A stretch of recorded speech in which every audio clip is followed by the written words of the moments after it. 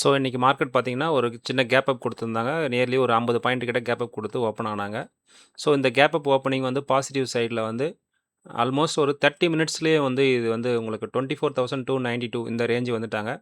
So இதுக்கப்புறம் வந்து பார்த்தீங்கன்னா, ஒரு செல் சைடு வந்து மூவ் பண்ணி ஒரு சின்ன கன்சாலிடேஷன் குடுத்துருக்காங்க. இந்த ரேஞ்ச் ஃபுல்லா கன்சாலிடேஷன் ஆயிருக்கு. ஸோ இதுக்கப்புறம் மறுபடியும் ஒரு டவுன் குடுத்து மறுபடியும் கன்சாலிடேஷன். டே லோவுக்கும் வந்திருக்காங்க. டியூஸ்டே க்ளோசிங்க்கும் இன்னைக்கு டே ஓப்பனிங்க்கும் மண்டே ஓப்பனிங்க்கும் இடையில இருந்த ஒரு சின்ன ஒரு கேப் ஆர்டரு. ஸோ இதையும் ஃபில் பண்ணி 24,123ல க்ளோஸ் பண்ணியிருக்காங்க. ஸோ இதுவே வந்து ஹையர் டைம் ஃப்ரேமில் பார்த்தீங்கன்னா உங்களுக்கு தெரியும். ஹையர் டைம் ஃப்ரேமில் பார்த்தீங்கன்னா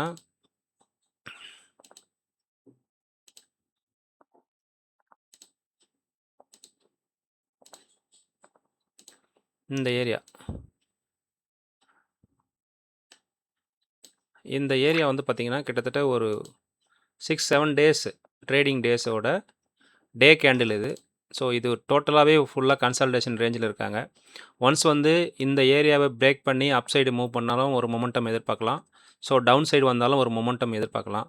ஸோ அது வரைக்கும் பார்த்தீங்கன்னா, இந்த கேண்டில்குள்ளேயே தான் மூவ் ஆகிறதுக்கு வாய்ப்புகள் இருக்குது. ஓகேங்களா? நமக்கு நாளைக்கு வந்து நிஃப்டி எக்ஸ்பைரி. ஸோ அதுக்காக பார்த்தீங்கன்னா, இன்றைக்கி டே ஹையை வந்து மார்க் பண்ணிக்கலாம். அதே போல் இன்றைக்கி டே லோவை மார்க் பண்ணிக்கலாம்.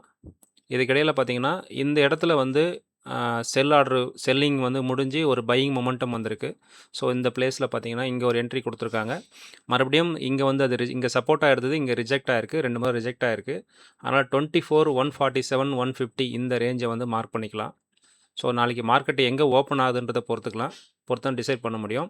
ஒருவேளை இந்த 24, 147, 150க்கு அபோவ் ஓப்பன் கொடுத்தாங்கன்னா ஒரு அப்சைட் மொமெண்டம் எதிர்பார்க்கலாம். இல்லை இந்த 24, 150க்கு பிலோ ஓப்பன் ஆச்சுன்னா மார்க்கெட் வந்து 24,000ல் சப்போர்ட் எடுக்க சான்சஸ் இருக்குது. ஒருவேளை 24,000 வந்து டவுன் சைடில் க்ளோஸ் பண்ணி நம்ம கேண்டில் கொடுத்தாங்கன்னா செல் என்ட்ரி நம்ம எதிர்பார்க்கலாம். வேறு சென்செக்ஸை பார்த்தீங்கன்னாலும்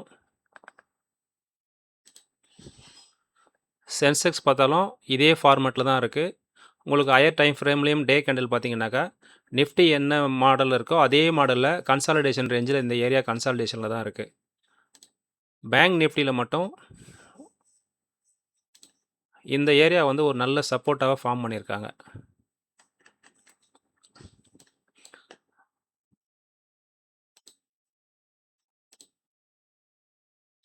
இந்த ஏரியா பார்த்தீங்கன்னா ஒரு நல்ல சப்போர்ட்டாக ஃபார்ம் பண்ணியிருக்காங்க. 54,720 இந்த ரேஞ்சை மார்க் பண்ணிக்கோங்க. ஸோ இந்த ரேஞ்சுக்கு கீழே வந்து பேங்க் நிஃப்டி வரும்பொழுது ஆட்டோமேட்டிக்காக வந்து நமக்கு வந்து நிஃப்டியும் வந்து நமக்கு வீக் ஆக சான்சஸ் இருக்குது.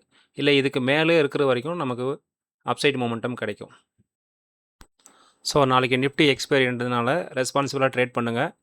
அதே போல் வந்து கொடுத்துருக்க லெவலை மார்க் பண்ணிக்கோங்க. அந்த லெவல் கிட்ட வந்ததுக்கப்புறம் உங்கள் ட்ரேடை வந்து எக்ஸிக்யூட் பண்ணுங்கள்.